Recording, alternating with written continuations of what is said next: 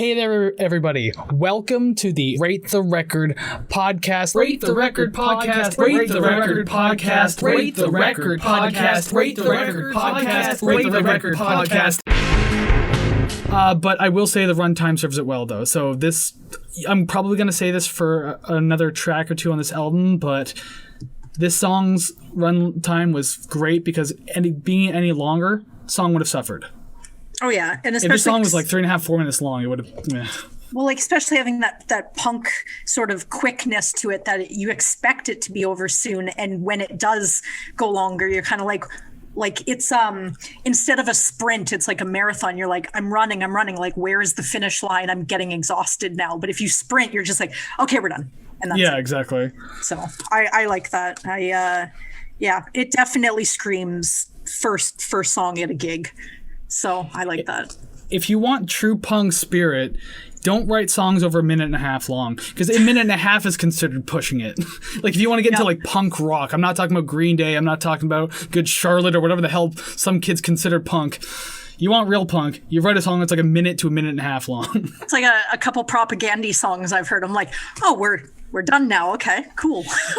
Like I think one of the very first songs I was ever introduced to in punk, like a long time ago, it's by the Misfits. Hybrid Moments, that's what it's called. And then it ended up being on like one of the Jackass soundtracks too, so that was even cooler. It's like a minute 57, but it's so, if that song was longer, it would suffer. But like, God, I love that song. It's quick to the point. You just love it for what it is. It's good. Yep. But we're not talking about the Misfits.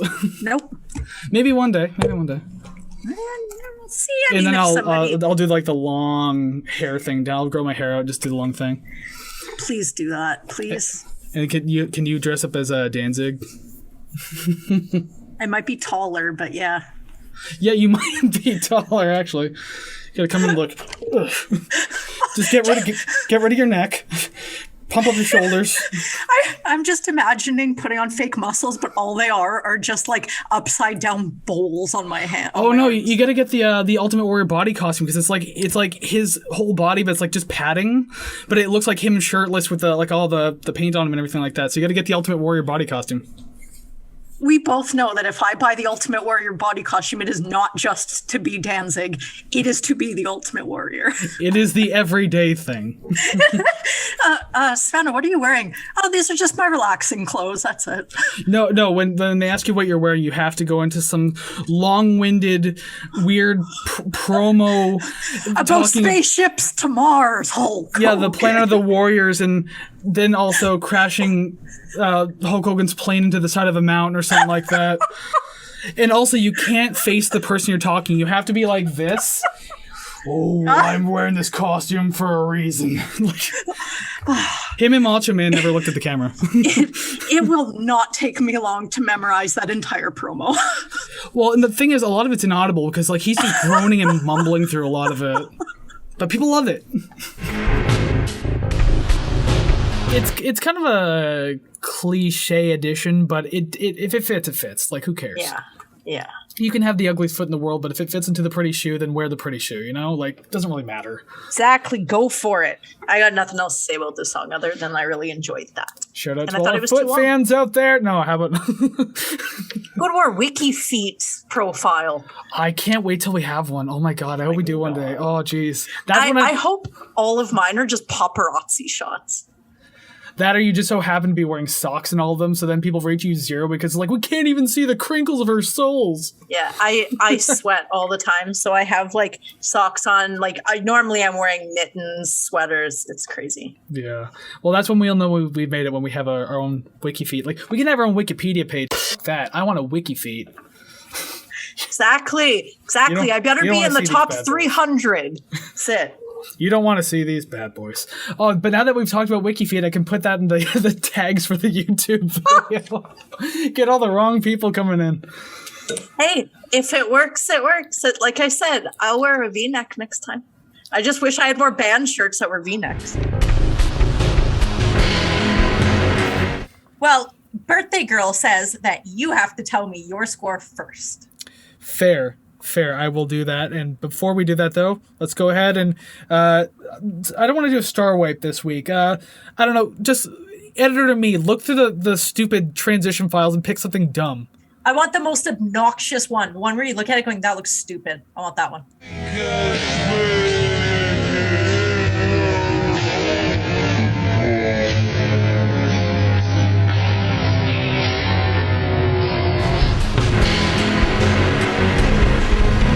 It's kind of confusing because it's like, how should I feel about this? Like, I don't want to listen to a really upbeat song and feel sad about it. Yeah. But don't listen to Memory Lane by Elliott Smith. Don't do it. I probably will now that you told me not to. Read the lyrics then. Oh, crap.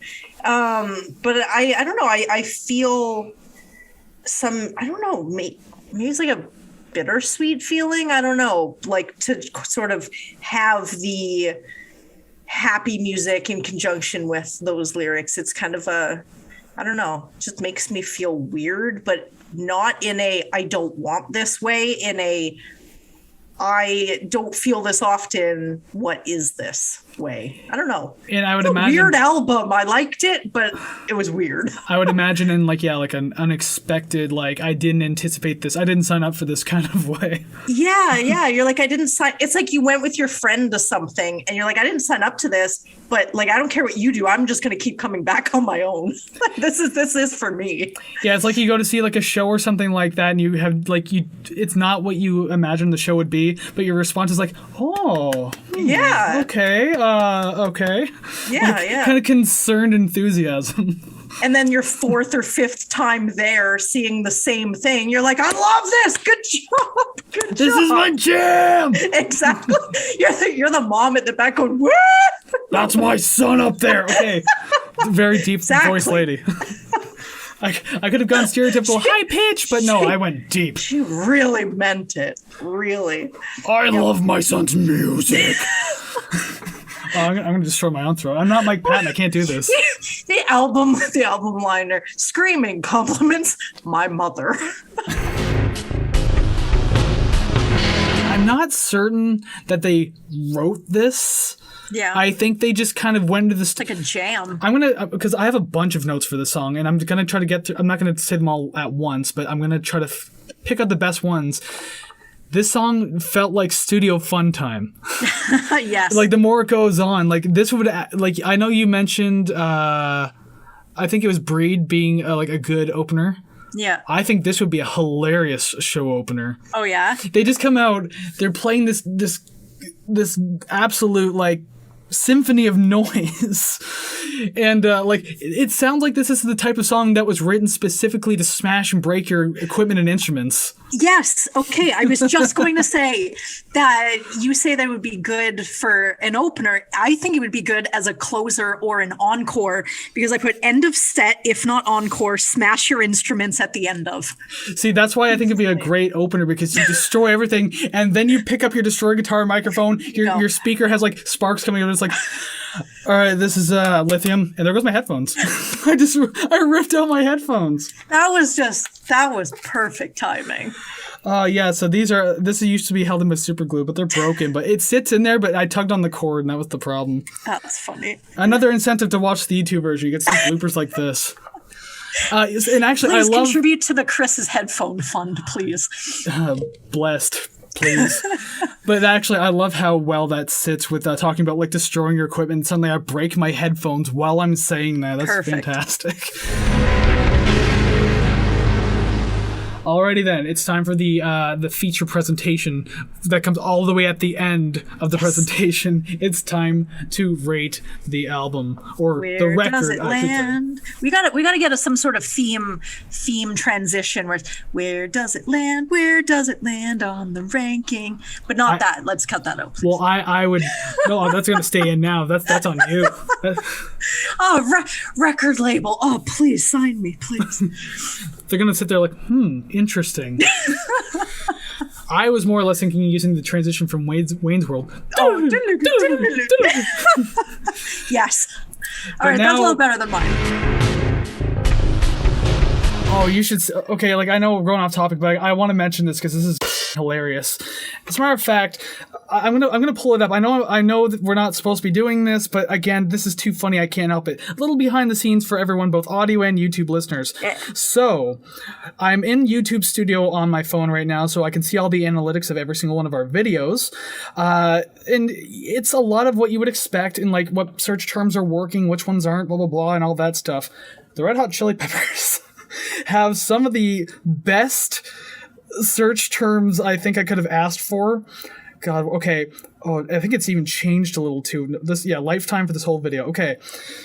I'm going to read some of the interesting ones. So the number one search term that people are finding a Red Hot Chili Peppers video for is film sex chili.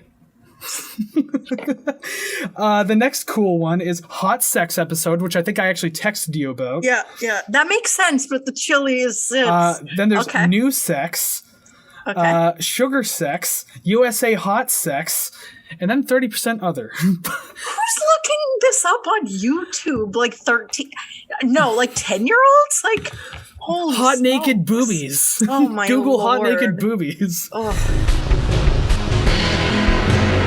Today is being the inaugural episode, we're doing Pearl Jam's 10, which by the way just turned 30 years old last Friday, I believe, August 27th.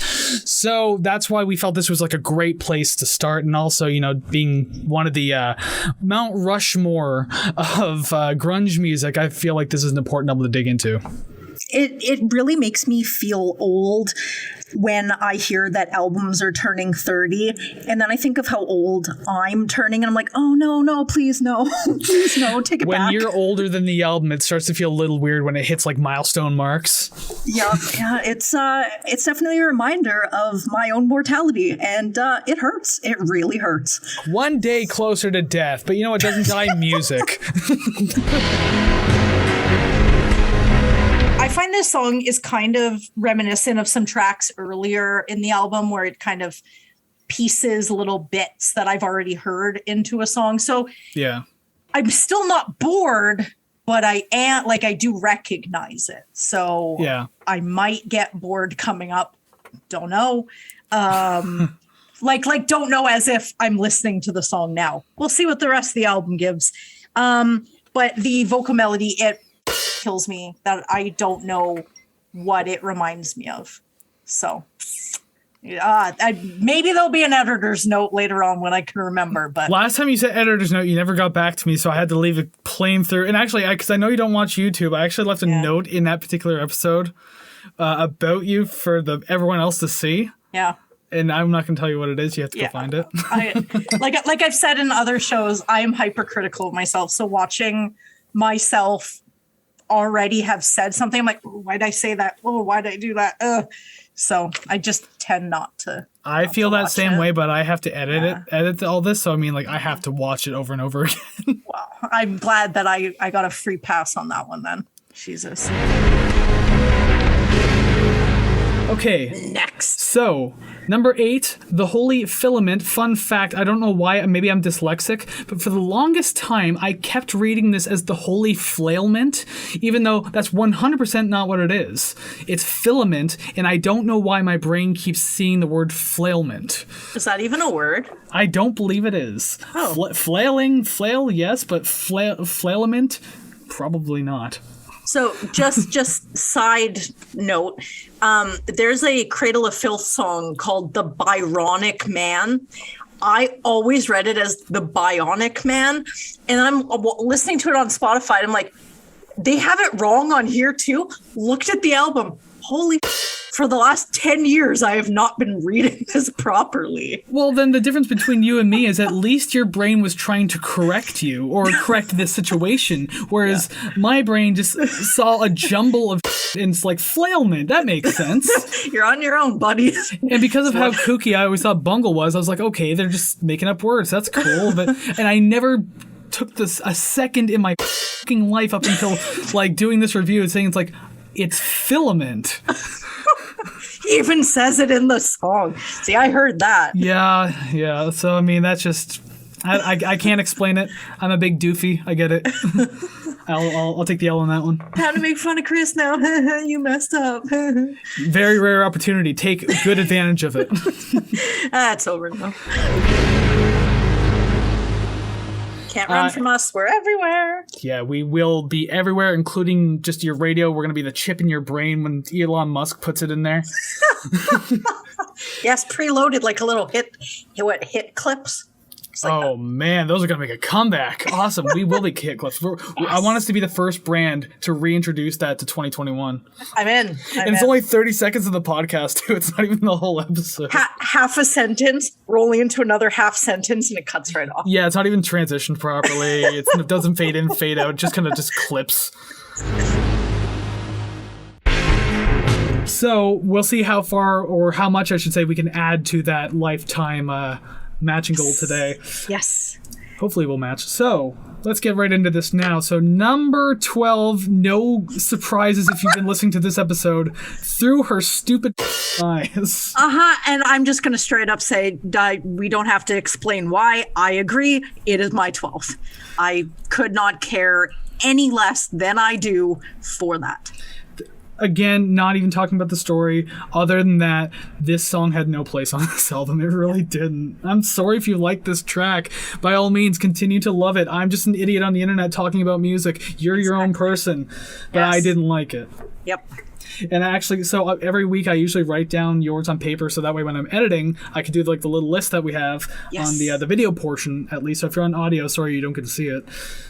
Watch the YouTube version. But anyways, so when I'm writing the song titles, I actually wrote through her stupid eyes instead of just through her eyes. So I hope I actually remember to do that in editing. I'll just write through her stupid eyes. That'll be great and anger everybody. Oh, jeez. But just blank out the F word with the Dream Theater logo. Yeah. The bass and the drums really cooperate under the guitar solo, too. And I was just listening to that the whole time. I was like, I'm into it. Yeah, that's just Geddy and Alex being very, very talented composers and musicians. They know what they're doing. And by this point, they've been doing it a lot. So, I mean, like, I wouldn't expect any less. I can see you spraying off screen there. She's got cats in the background. My cat is, she's trying to climb out the window. So I'm spraying her. And just so everyone knows, that spray bottle is full of bleach because she's very strict with her cats. So just letting everyone know. If they don't listen, the chemicals get worse. Asterisk disclaimer: it is just water. Ha ha! Funny. Yes, obviously not bleach. It's a fantastic bass tone. I loved it. I think my only criticism I get, which I'm noticing thus far, is the repeated vocals or repeated lines at the end sort of mimicked songs that came before it. So I'm listening to it going, okay, what song is this? I thought I already heard this. So that I could have done without. But aside from that, all I was thinking about was Super Nintendo. And I apologize for my brain. Somebody out there, please keep a tally of how many video game references Savannah makes. Maybe I'll just do so many. I'll just do it in editing. Just have like a little ticker at the top of the screen. But if you're listening to the audio version, maybe that'll entice you to go watch the YouTube version then. Don't you want to see our faces? I mean, I did my makeup today. No, I didn't do anything. Sorry, for everyone listening to audio, I am now voguing, so I apologize for not giving both of you what you need here. So yeah, there's like an awkward moment of silence where we're both just posing. But now it's time for the album rating itself. We rate the record. We rate this big, ugly boy right here. I'm holding up the record to the audio listeners. Okay, put it down. Put it down. Too much. There's too many wilted Band-Aids. There. Now I've just got the mask on. I'm gonna make you feel bad because you make me feel bad during this episode. But it's not that bad until you start blinking, and then I don't appreciate it at all. It's a little crooked on the eyes there.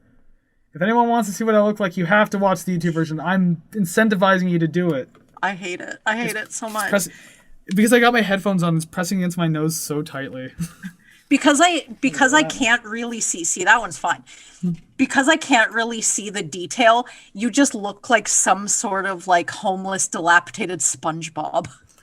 I constantly don't feel good, but I walk around and prove my worth by snotting all over everything, popping my zits onto young babies, dropping my Band-Aids into your Starbucks coffee. Just being the worst possible person I can be. What's the rating of this record, god damn it? I'm not done about the Band-Aids. No, okay. He does, like, I will say this about this song, Tom Petty himself, or maybe even just like his band altogether, seem better suited to write these kind of like old rock and roll style songs, like, you know, rock and roll of like the 50s and stuff like that. Yeah. Like this definitely had those, and even the guitar solo had that kind of vibe to it. So I mean, like, they just seemed more suited at writing a song like this than anything else they've done. Granted, like, I do really like songs like Running on a Dream, and of course Last Dance with Mary Jane's like iconic, but like when it comes to this album specifically, like, if there were more songs like this, it probably would have increased the score in the end. Yeah, because I enjoyed this one. This was probably one of the better ones on the track, or on the album. I can't say I agree. I can just nod and say yes. I'm starting to feel like we are going to have 0 matches this week. Come on, don't do me like that. It's like the dad joke of transitions. Am I getting good at the transitions, or am I just getting much, much worse? I don't know. I felt my esophagus go down to my stomach, and I almost out there for a minute because, God, that one really got me. All right, I'm gonna do it again. I'll do it. Don't do me like that in particular. To be honest, I don't even think I noticed any horns in it. Well, to be fair, between me and you, I've heard this album like thousands of times, and this is like your first official listen. Yeah. So I've had years to like, oh, that's a thing. That's a thing. I'm gonna point out like layer stuff as we go as well. So if you listen through again, maybe you'll notice some of this stuff. Well, there are some times that I will listen to a couple songs after you've said certain things, and I'm like, oh, he's right. Oh, I never heard that before. I'm sorry, you call me a liar? Or do you assume I'm a liar? No, I just need to fact check, you know what I'm saying? Well, the best part is you can fact check and then come back and be like, you're right. I don't lie. I mean, maybe I do. Maybe I don't. Maybe I do. A lot of mystery on this show. But yeah. What is happening? What happens on every episode? I usually say some weird that gets us both shaking our heads. That's why I just dip out of frame. See ya. And I'm still talking and just like going on. And people are for some reason still tuned in. Hey, you know. Hey, you wanted to do this show with me, so now you know what you've signed up for. To the audio listener, she nodded her head before crying, so she agrees. Yes, I agree. I am crazy. The Mariah Carey vocal run at the end kills me. 100% top notch. Oh yeah, Don Henley hitting those high notes, eh? He does that a few times in this album. Yeah. Now we know where she gets it from. I just love the at the end. All right. Finger in the ear, just hand trailing down. Exactly. And my final note is, it has to do with one line that Don Henley has in the song. I could be wrong, but I'm not. Don Henley's lyrics are my mantra for this show. That's pretty much what I tell you every single week, but like he summed it up nicely in one little package there. And then I have 6 days to cry, and then I wipe off my eyes, and then we start again. Yeah, by the time you come back, like the tears are already out of your system. It's like, okay, new album. Maybe I'm right this time. I'm just like, no, you're really not. And then I cry again. Because the thing is, like, this is one of those songs that kind of uses repetition a lot too, because like a lot of it is just like verse chorus type thing. So it's like A B A B A B, But there's something about, because it sounds so cool in the way it's presented, you don't even think about it. Like, you wouldn't even care if the verse and chorus came back like one more time at the end of the song. So like it's just like that extension, because you're just like, oh yeah, this is pretty good. Like you're just going through it, flowing like this is it. This is the song. And then it ends and you're like, wait, what? What? What's going on? What do you mean I have to hit rewind? Hey kids, do you know what rewind is? That's an old term at this point. I was just gonna say that my grandparents actually had a VHS. All it was a rewinder. Oh yeah, I didn't have one of those, but I definitely knew what they were. We had a VCR that had a super rewind option on it, so it would go really fast. Oh, how technology has changed. Okay, pop quiz, kids. What's a VCR? What does a VCR stand for? I need your answer in full in the comments. Oh God! Only if you're under 25 years old, though. And that ends the patronizing. Yeah, exactly. We got to pick on the audience every once in a while. Make sure you're still listening. But yeah, Roll the Bones today. That's what we're doing. Yes. 1991. I think I've made reference to the actual title track before, and how I wasn't too fond of that, but. Maybe my tune changed a little, but we're going to find out as we go down the road. Before we start, it's just really hot in here, so I'm just going to take off my sweater quickly. Why don't you go ahead and do that? Now I got to wait here, and she said sweater, and here we are. Oh, not done yet. Oh, I can wait. I know you can't hear me, but I can wait. Yep, almost done. Almost done. Savannah's stripping. Does this equal views? Much better. Apologies to you audio listeners. You really have to go for the video for that one. Okay, double check now to make sure that that's the last one before we start. 100%. Easy breezy, cool as hell. Speaking of some of the other tracks, let's go to the next one then. The Girl Got Hot. And this one goes from 90s alt rock to very modern pop rock track very, very quickly. It's like they know how to use nostalgia and work it around while also using their new sound, but at the same time, it just doesn't feel as good in this song. I said it's the theme to every 90s coming of age movie. More or less. And it sounds like that Gary Glitter song they play at sports games. Oh boy. Gary Glitter, oh no. Well, I mean, looking past that, I don't know what it's called. It's like, I think it's like something part 2, or I don't know what it is. But it just reminds me, just the beat at the beginning is just like I'm listening to this at a hockey game. I've been to sporting events recently that still use that Gary Glitter track, and I'm assuming you know what happened with Gary Glitter, right? I do, but if our listeners don't, I would advise them to search that on Google. Just Google Gary Glitter and nothing else, because be careful what you're searching for. Yeah, and it's not something that we want to talk about on YouTube or anywhere where there are guidelines. If I'd said the words Crusty Pretzel, could you kind of like read between the lines and see what he was searching for on the internet? Just take that for you. I know other places say cheese pizza, but I say Crusty Pretzel. Yeah. Anyways, that's Gary Glitter. This is The Girl Got Hot by Weezer. Crusty Pretzel. What a very interesting and unique track to add to an album like this. Okay, so bear with me here. I can see this song in a musical. I can see him singing it in an alleyway with people behind him going, and them snapping their fingers as they're walking down the alley. And that's the entire picture that I got from that. And I absolutely loved it. Well, now that you said that, we have to try to somehow insert this into Cats the Musical. Just pick the worst one you can think of and then add this song to it. Yes. Make sure the snaps are synced, right? Exactly. It's kind of like what is Even the Losers, where it'll play on the radio, I hear it in the background, and I just sort of, keep doing my thing, or turn it on when I'm doing housework. Yeah, it's there, but I don't care. But I care enough to not turn it off, but I don't care to party along to it or anything like that. Yeah, maybe mouth the chorus a little bit, and that's yeah. When the hook comes around, then maybe fine. Yeah. Actually, that's I unintentionally did this. This segues perfectly into my next point, actually, because I mentioned this straight up.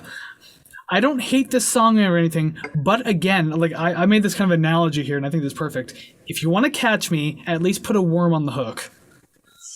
Because I mean, like, so far, this whole album has been, like, baiting me, but I see it's just a hook, so I'm not going to go bite it. Yeah. I need a worm to bite onto, and so far, this whole album is forgetting to put a worm on the hook. Yeah. And this song was no different. Yeah. I'm gonna have to like write that down or something. I like it. That's actually that's pretty clever. I like that. Like, I don't like it in this context, but I like it in general.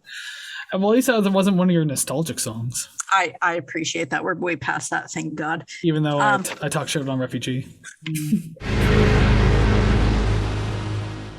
Yeah, though that's trust me. As much praise as I heaped onto this album, I fought so hard to be from being just completely biased. Oh my God, love the song, so good. I tried so hard, got so far, but in the end, it's a B tier album. I'm done. I'm leaving. We're done. That's it. And Christmas can finally begin.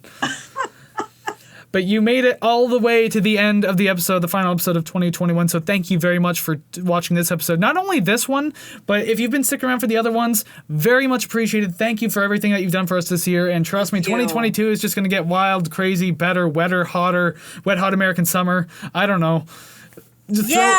Sure. Yes. And thank you for sticking with us this entire time. Just speaking from my point of view, I mean, I don't want to get too heartfelt or anything.